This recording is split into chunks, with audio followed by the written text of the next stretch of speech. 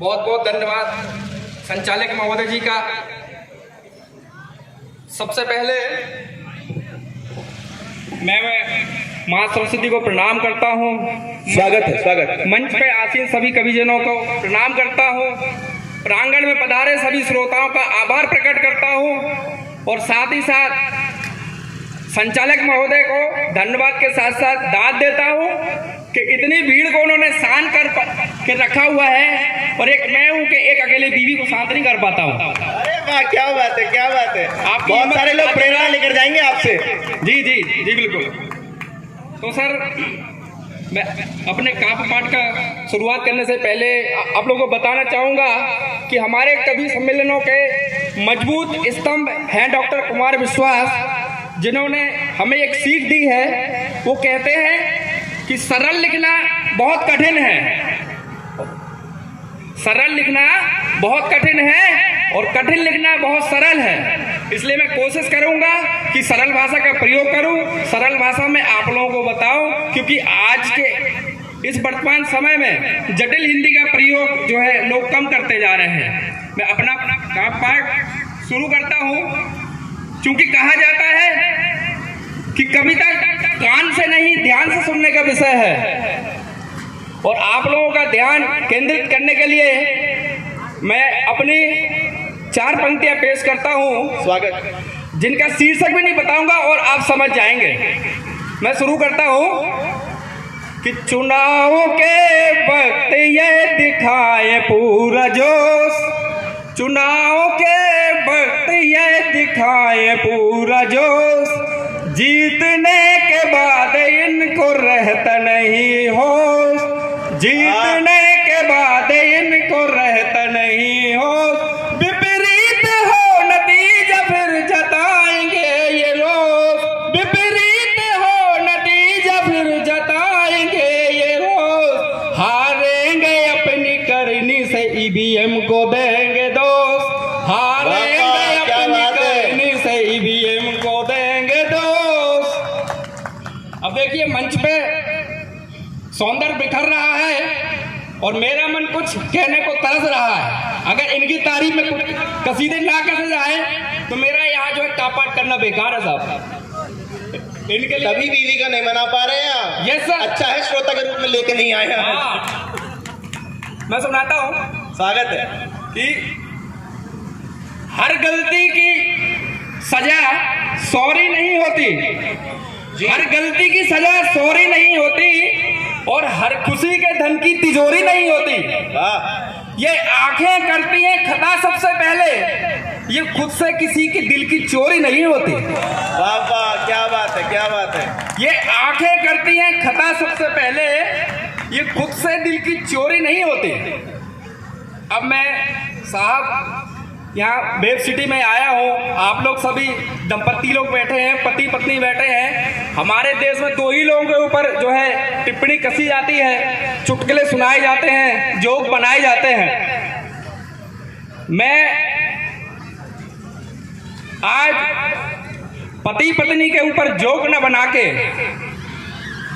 ये सभी माताएं बहनें बैठी हैं, इनकी कहानी अपनी जुबानी इनके मन तक पहुंचने की कोशिश करूंगा। अगर आप लोगों के मन तक पहुंचूं तो मुझे आशीर्वाद जरूर दीजिएगा। स्वागत है भैया। मैं कविता शुरू करता हूं पति पत्नी के प्रेम के ऊपर कि एक बार जरा हंस दो तो जानू, जानू वो बेबी सोना वाला जानू नहीं है साहब, जानू मतलब समझो। चिंता ना करो, वेब सिटी के लोग पढ़े लिखे होने के साथ जो है समझदार भी हैं। चिंता ना करो आप। जी सर। एक बार जरा हंसो तो जानू कि तुमने मुझे है माफ किया और अपना दिल है साफ किया। वाह, ये कविता करने से पहले एक छोटी सी कहानी सुनाता हूँ तो और मजा आएगा आपको। आमतौर पर क्या है, हर घरों में लगभग ये होता है कि सुबह सुबह उठते हैं, पति पत्नी में दंपत्ति जीवन में नोकझोंक हो जाती है, तो पति बेचारे ऑफिस चले जाते हैं अब नोकझोंक क्या है कि मैं लेट हो गया, नाश्ता नहीं बना टाइम पे, ये नहीं हुआ, वो नहीं हुआ, ये सब शुरू होता है छोटी छोटी बातों पे। हालांकि वो खाली ऐसे ही होता है दिखावे के लिए। ऑफिस पहुंचते हैं जनाब, फिर वहां उनको पूरे दिन फील होता है, एहसास होता है कि ऐसा मुझे नहीं करना चाहिए था, मेरी ही गलती है। उसके बाद वो शाम को घर आते हैं, घर आके बैठते हैं तो धर्मपत्नी जी आती हैं, पानी का गिलास लाती हैं, पानी रखती हैं, तो सोचते हैं कि ये कुछ बोले और मैं इनसे बात करूं और गलती मानूं। तो वो कहते हैं कि एक बार जरा हंस दो तो जानूं कि तुमने मुझे है माफ किया और अपना दिल है साफ किया। पर भाई साहब सामने वाली पार्टी की तरफ से कोई जवाब नहीं आता है। तब बेचारा भाव विभोर होके आत्मचिंतन करके मनन करता है और उसके अंदर क्या भाव आते हैं मैं आपको सुनाता हूँ। वो तो सुबह बोल रहे थे कि आखिर तुम दिन भर करते क्या हो, फिर उन्हें एहसास होता है तो वो बताते हैं कि पत्नियां दिन भर करती क्या है। मैं आपको सुनाता हूँ, अगर आप लोग तक पहुंच जाऊं तो आशीर्वाद देना। स्वागत है भैया, स्वागत। कि सबसे पहले तुम उठती हो, सबसे पहले तुम उठती हो, ध्यान सभी का तुम रखती हो। सबसे पहले तुम उठती हो, ध्यान सभी का तुम रखती हो। किसको कब देनी है चाय, किसको कब देनी है दवाएं।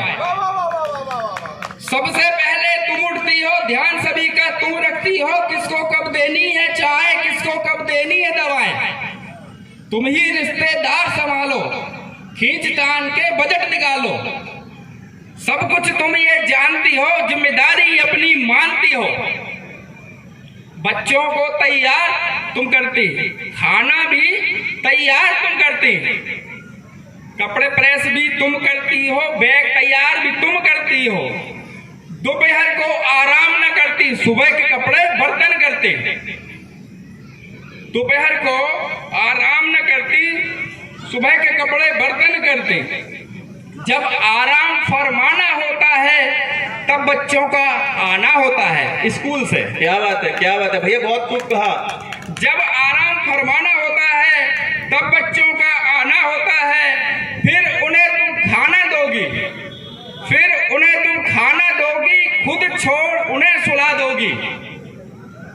फिर उन्हें तुम खाना दोगी, खुद छोड़ उन्हें सुला दोगी। इसके बाद रात का भोजन क्या बनाना है इसका योजन। क्या बात है, क्या बात। ये महिलाओं का विशेष समर्थन इस कविताओं को होना चाहिए और आंतरिक रूप से उन जो सिंबॉलिक महिलाएं हैं, जो कोविड के बाद घर में महिलाएं, जो घर में पुरुष और स्त्री का भेद नहीं रह गया आप कोविड के बाद, तो जिन पुरुषों ने वो पूरी जिम्मेदारियां निभाई हैं, ये समर्थन करें उस कविता का, तब ज्यादा मजा आएगा। जी दोबारा सुनाइए, बहुत बढ़िया। जब बच्चों का आना होता है, जब आराम फरमाना होता है तब बच्चों का आना होता है। फिर उन्हें तुम खाना दोगी, खुद छोड़ उन्हें सुला दोगी। इसके बाद रात का भोजन क्या बनाना है ये इसका योजन। ये सब तुम्हारी समय सारणी, सफल घर की हो तुम गृहिणी। ये सब तुम्हारी समय सारणी, सफल घर की हो तुम गृहिणी। तुम ऐसे जिंदगी गुजारती हो और हमारा जीवन संवारती हो। बहुत बढ़िया, बहुत बढ़िया भैया, बहुत बढ़िया। तुम ऐसे जिंदगी गुजारती हो और हमारा जीवन संवारती हो। एक बार जरा मुस्कुराओ तो जानूं कि तुमने मुझे है माफ किया और अपना दिल है साफ किया। ये बात ये नहीं है अब साहब कि मैडम तो नाराज थी, पानी का गिलास रख के रसोई में चली गई। अब वो चाय बन गई, चाय लेके आती हैं।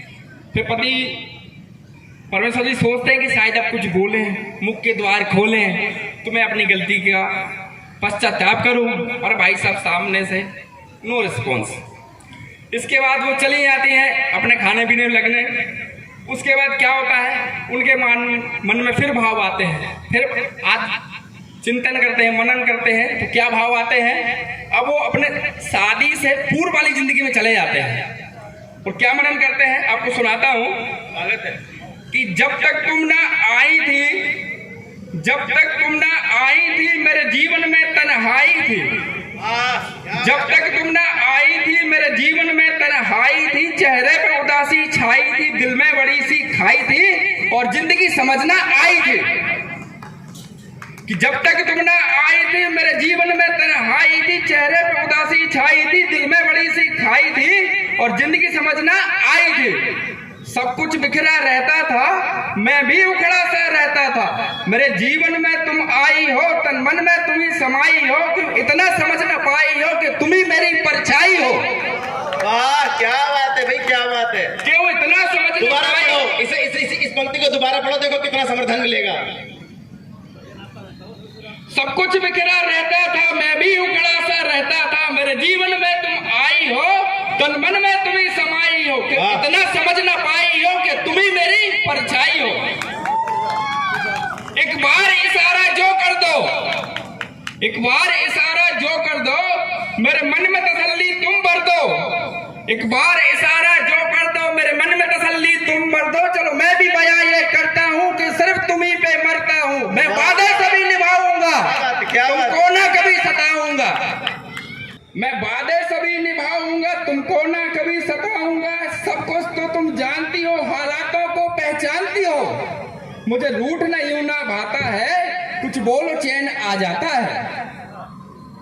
मुझे रूठना यूं ना भाता है, कुछ बोलो चैन आ जाता है। छोटी बातों पे ना बिगड़ेंगे, अब कभी ना तुमसे झगड़ेंगे। छोटी बातों पे ना बिगड़ेंगे, अब कभी ना तुमसे झगड़ेंगे। छोड़ो झूठी तुम जिद अपनी, बस इतना उपकार करो कि फिर मुझसे तुम प्यार करो। भाई साहब, क्या बात है, ऐसे करके भाई साहब मना लेते हैं। ठीक आप है? अद्भुत व्यक्ति हैं साहब, आपसे प्रेरणा लेनी चाहिए। यहाँ सभी लोग बैठे हैं। बहुत बहुत धन्यवाद साहब। अभी ये तो सर हो गया पत्नी पत्नी वाला। अभी एक और प्रतिनिधि रचना सुना दीजिए, फिर अगली श्रृंखला की तरफ बढ़ेंगे। और एक प्रतिनिधि रचना सुनाइए आप। किसको?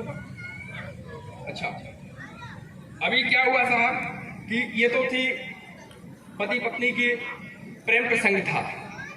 अभी क्या हुआ, ये हमारे संयोजक महोदय बैठे हैं, श्री सचिन जी, कहाँ गए? आप साहब आए, आपकी तारीफ के दो पुल बांधता हूँ, बैठे। ये हमारे संयोजक और कवि बैठे हैं श्री सचिन जी। क्या हुआ कि मैं इनको व्यक्तिगत रूप से जानता हूँ। एक दिन इन्होंने अपने घर पे मेरे को खाने का निमंत्रण दिया साहब। ठीक है, मैं घर पे पहुंचा। भैया व्यवस्था विशेष है, यहाँ बिना मास्क कविता पढ़ना दिक्कत हो सकती है, तो आप अपने जो है मुखारबिंद का ख्याल स्वयं रखें, और अगर शुद्ध शाकाहारी हैं तो अति विशेष ख्याल रखें। तो साहब मैं बताता हूँ कि पति पत्नी से कितना प्रेम करते हैं और क्या है। तो सचिन जी ने मुझे घर पे खाने का न्योता दिया साहब। हम पहुंचे क्योंकि मैं इनको व्यक्तिगत रूप से जानता हूँ। निमंत्रण था साहब, मैं चला गया, खाना परोसा के हम खाने बैठे।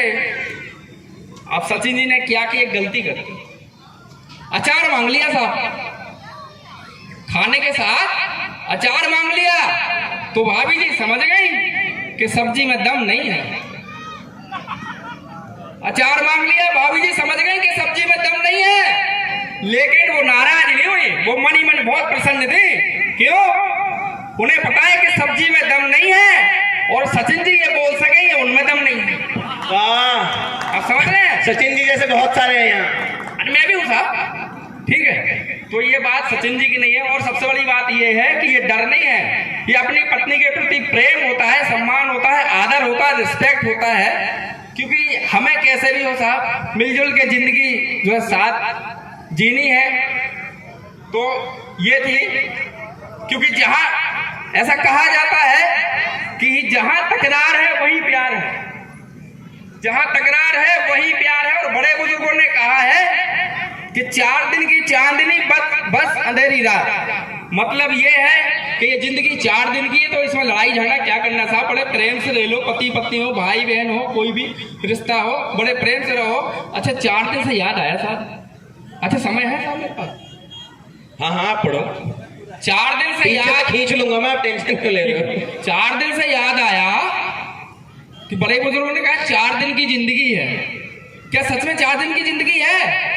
अभी कल ही तो 84 रुपए का रिचार्ज करा के हैं साहब। 84 दिन का, 80 दिन का व्यर्थ तो नहीं हो जाएगा मेरा? बड़े बुजुर्गों ने कहा 4 दिन की जिंदगी है, और कल ही मैंने 84 दिन का रिचार्ज कराया। तो 80 दिन मेरे बेकार तो नहीं जाएंगे, रहूंगा ना। हाँ, अब रिचार्ज से एक बात और ध्यान आगे साहब, ये मुझे अभी तक ये समझ में नहीं आया कि ये रिचार्ज कंपनियां कौन सा कैलेंडर इस्तेमाल करती हैं जो इनके हर महीने में 28 दिन होते हैं। हमारे अभी तक समझ नहीं आया, क्या इनके 12 के 12 महीने फरवरी के होते हैं क्या? ट्राई कहता है हम ये करेंगे वो करेंगे, ट्राई कुछ नहीं करेंगे साहब। हम आम जनता को ही ट्राई करना पड़ेगा, तभी 28 जो है 30 और 31 में कन्वर्ट होगा। भैया 30 और 28 के फेर में ही अंबानी बना जाता है, 30 के फेर में रहोगे तो कहीं ना पहुंचोगे। अच्छा, अब कंपनी के साहब ने बात करी तो कंपनी से एक बात और याद आ गई। मैं अभी दिल्ली से चला और ये वेब सिटी तक पहुंचते पहुंचते मुझे 2-3 होर्डिंग देखे साहब, जिस पे लिखा था पता नहीं क्या क्या, जुआ केसरी, केसर का दम। अब मुझे एक चीज समझ नहीं आई कि ये 10 रुपए के गुटके में क्या केसर मिल सकता है? आप गूगल पे देखो, कहीं भी जाओ, आप देखेंगे कि केसर जो है 80 से 90 हजार रुपए किलो मिलता है। एक केसर के फूल में 3 से 4 धागे निकलते हैं साहब, और गुटखा कंपनी कहती है कि हम 10 रुपए के पाउच में केसर का दम दे रहे हैं। एक फूल में 3-4 रेसे निकलते हैं और 80,000 फूल से मुश्किल से 3 से 350 ग्राम केसर निकलता है।